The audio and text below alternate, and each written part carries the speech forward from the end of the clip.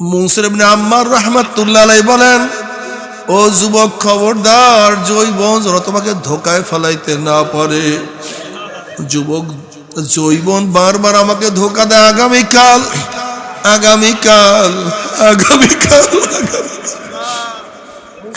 মুনসির ইবনে আম্মার রাহমাতুল্লাহ আলাইহি বলেন, যুবক খবরদার, জৈবন যেন তোমাকে ধোকায় ফেলাইতে না পারে।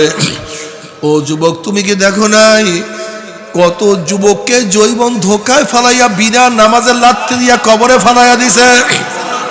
তুমি কি দেখো না কত যুবককে জৈবন ধোকায় ফালাইয়া বিনা রোজায় লাথি মারিয়া কবরে ফালাইয়া দিছে? তুমি কি দেখো না কত যুবক তওবা করব করব করব করতে করতে তওবাবিহীন কবরের চলিয়া গেছে? আল্লাহ তুমি মাফ করিয়া দাও। ও যুবক, তুমি কেন